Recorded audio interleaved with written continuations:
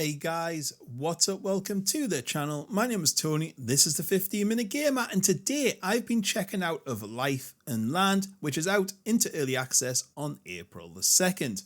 Of Life and Land is a charming settlement building strategy game paired with a rich simulation experience. Every animal and plant tries to find their place within nature while you lead your villagers to their future. Expand to different regions and trade with local factions to gain much needed resources. Before we get into it though, don't forget to like and subscribe as I edge ever closer to 10,000 subscribers. It would mean a lot. Right, and with all that being said, let's get on to gameplay. So as I said, this is in early access, but there is quite a bit here to be fair. As with most early access games, I tend to just play for a few hours to get a feel for it because things are likely to change over the next 12 to 18 months. At its heart, this is a city builder, but you're also kind of working in tune with nature. So while looking after the needs of people, they have jobs and unique needs that need to be met, the animals will also form little groups and fall in love, and they will raid your supplies. So you have to think of that too.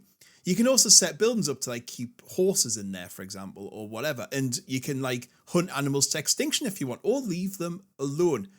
Keeping on with nature, plants, flowers, and crops all have to be factored in. So these kind of adapt to what's happening in the environment that you're creating.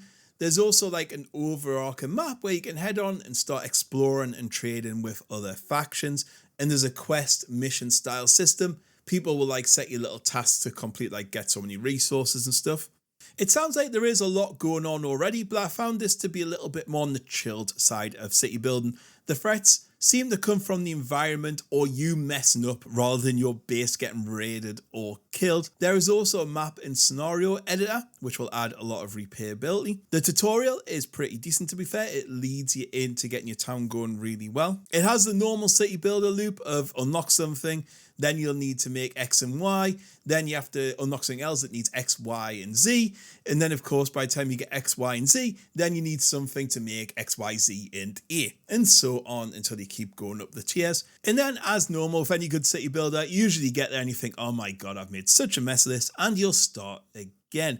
There is a lot of choices in your building, the buildings do multiple things, you can upgrade them, and you can give them more than one job. So it might be this build, certain build might get certain berries, or one might chop wood, but then you can ask them to go get mushrooms, or you can ask them to cut wood in a different way, and you can prioritize them jobs, which is pretty cool. I like that. With the workers as well, I want that job to be filled, or you can say, actually, no, I don't want a vacancy there. You can fire people and put new people in. It was really easy to use. However, one thing I will say is that sometimes when things seem to be below the top priority in building, it didn't seem to get done. And I had this issue with grass, and it wasn't until I realised I moved grass to top priority did they start doing it. Building and placement is easy to understand. It fits in really nicely. You can really gauge where you're going to put your buildings, and what each building needs is explained pretty well in the UI. Sound, graphics, and bugs. Graphics wise, in parts, it looks beautiful, really nice. The animations look good, mainly, but there was certain things animals just walk over water, they glide like Jesus across them, and it looked a little bit silly.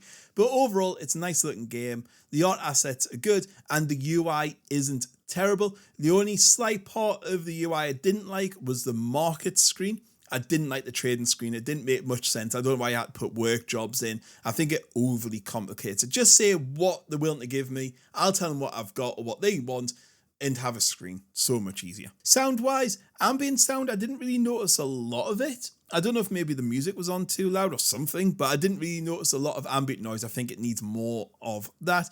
The music, though, is pretty decent and it's nice and it fits in with the game. Bugs-wise, didn't notice a single thing at all. Overall, I liked it. I think it's a good city builder. And there is a lot there for an early access game. It's chilled.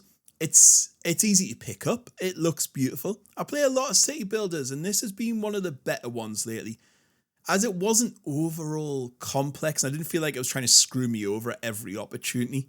I would say maybe a few things, I think it needs more of a danger element added in, being raided or something, or bears or wolves or something that are going to come attack your base or your villagers. I don't know if that happens maybe later down the line, but I think that needs added in if it's not. Some better feedback as to why you're running low on resources or what's happening. However, this does tie in with the other thing where buildings have a radius of effect. So they'll only get wood from that radius, berries from that radius, they'll only hunt in that radius. And I think that I just don't like that. I think once you put one building down, it should be able to cover as much of an area as you want. The risk of that is that person has to go further and further and further out, because you just end up putting the same building down over and over again. And I think it looks a little bit stupid, especially when space is limited and you're supposed to be working in harmony with nature. So I found myself keep putting the same building down every so often. I think it's just better if you can just choose where you want that person to go.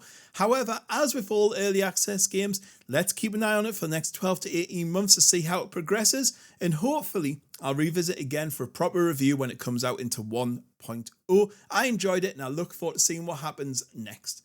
Anyway guys, hope you enjoyed the video. Catch us on the next one. Goodbye.